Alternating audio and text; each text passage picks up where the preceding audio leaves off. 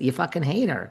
Well, see, this is why you guys hate Janet. This is why people hate Janet because then Janet says, well, we're not going the next day, Jason. I don't want anything to do with this. And somehow this vacation has now become Kristen's engagement party vacation, which I'm starting to, I get it. I get why y'all think Janet is such a hater. It's like, first of all, I mean, she's getting engaged on the vacation. It doesn't take away from the vacation. We had the vacation, but she is just jealous that this is now Kristen's engagement party vacation, which let's face it, the whole vacation is going to be about that now because I mean, Kristen is engaged and it is kind of a big deal, right? The girl is engaged. So Janet is such a hater that she doesn't even want to hang out with any of these people the next day.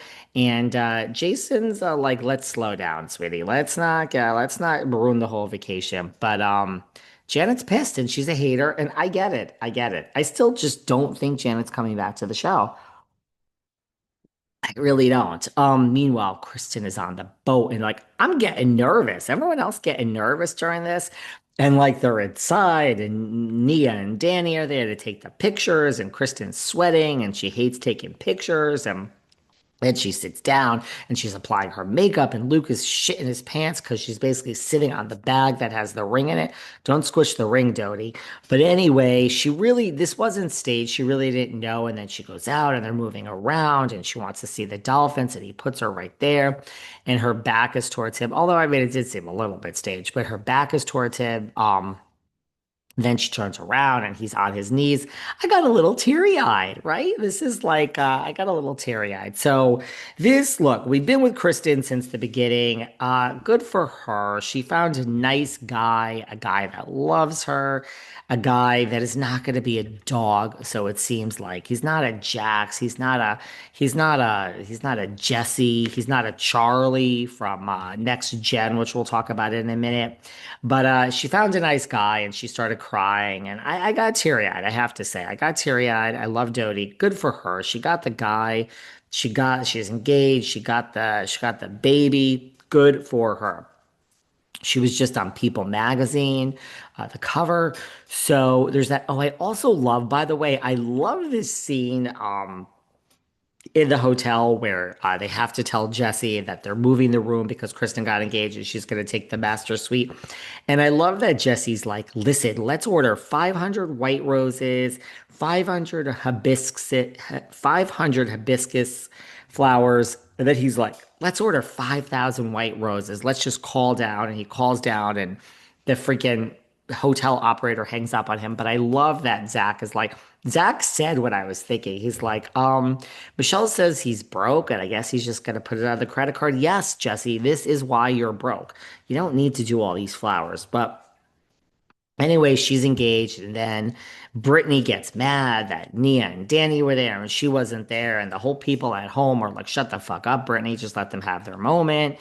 And then they come back, and everything is waiting for them, and the petals are there.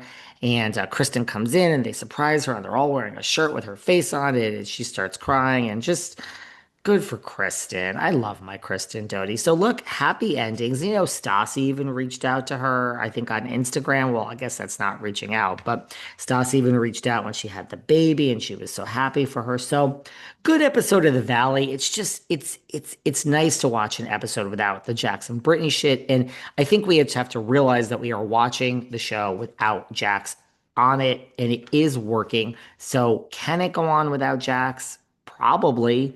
It probably can. So we have more stuff coming next week, and good episode, good episode, not great. Very quickly, then we watch Next Gen, and I do have some stuff to say about Next Gen in a second, but we watch Next Gen. I'm loving Next Gen. Next Gen is not going anywhere. Meredith is having her caviar party, and she hires Georgia to plan it. The number one party planner in all of New York, Miss Georgia. And Miss Georgia says, if we're going to have housewives, we need security. Yes, you do, girl. Yes, you do. Teresa flipped a table. Giselle brought that security to the reunion. Yeah, you need security. So she says we got to have security.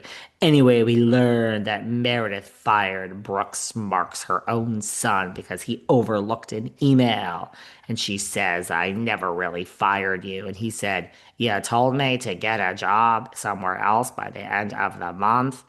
Sounds like you fired your own flesh and blood, Meredith. Shame, shame. But Brooksy girl, you gotta do the job. Wake up and answer the email, sweetie.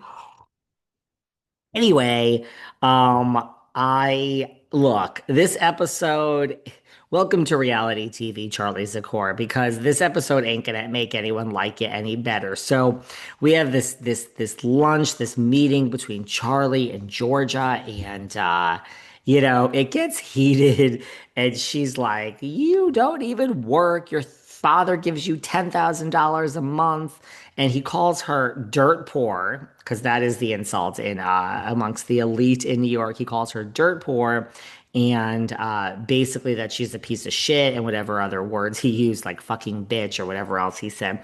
But then he says, I love when they break the fourth wall, you guys. Then he says, you wouldn't even be here if it wasn't for me. He doesn't mean here like, like alive and like with the world. He means like on the damn show. So sounds like Charlie got cast and said, you know what I think happened? I think that Georgia, just based on this comment, I think that, we've talked about how people have backed out when Gia was added, Ariana. People didn't want to be on a Housewives Kids show. Dylan, Charlie's roommate, the hottie with the OnlyFans account, he was full time and he backed out. We also have Kamora Lee Simmons' daughter Ming was supposed to be on it. She backed out. So there are people that backed out. Dylan still is a friend of. Smartest thing the guy ever did. Because I imagine his OnlyFans went from like a gazillion to a trillion. Now, this can't be a bad advertisement for your OnlyFans when every time you mention it, they show fucking basically naked pictures of you on the damn screen. The OnlyFans has to be way up. But I imagine that when these people backed out because the Housewives Kids were added, it sounds like Georgia was added last minute. That's what I'm taking away from this because Charlie's like, wouldn't even be here if it wasn't for me, which he handed you a career. So congratulations, girl. But Charlie called her dirt poor. But these type of insults, you're dirt poor, you're a fucking bitch, whatever it is, it's not going to make any of you guys like Charlie anymore. I like Charlie. To me, he's the real life Chuck Bass. We love a Gossip Girl reference. And by the way, he's authentically himself. So hate him as much as you want. To me, he's the typical, this is what a New York kid often ends up at, with a father has a lot of money. So I don't think he's a bad guy. He's just young. Okay. You all hate him. I don't hate him. But and Ariana is feuding with Ava Dash, and I mean, it's good. It's a good show. I liked it. Moving along though, because I want to talk about this. I want to spend more time on this before we run out of time.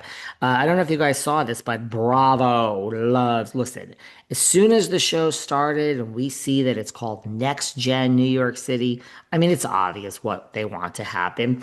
They look, the Real Housewives of Orange County was called The Real Housewives. Period. We were supposed to have a show called The Real Housewives after the OC with Misha Barton and Rachel Bilson and Desperate Housewives, who were going to take Desperate Housewives and the OC and put it together in a reality format and have The Real Housewives. And at the last minute, production and Andy Cohen said, let's call it The Real Housewives of Orange County. So now we can franchise it. As soon as we have Next Gen New York City, I'm like, look, if the show does well, that's what's going to happen. And here we are. Bravo is working on Next Gen Los Angeles. Sit down, people. Next Gen LA. Look, it could be really interesting because we're going to keep the same formula and we're going to have housewife kids and non-housewife kids. So instead of growing up New York City, Upper East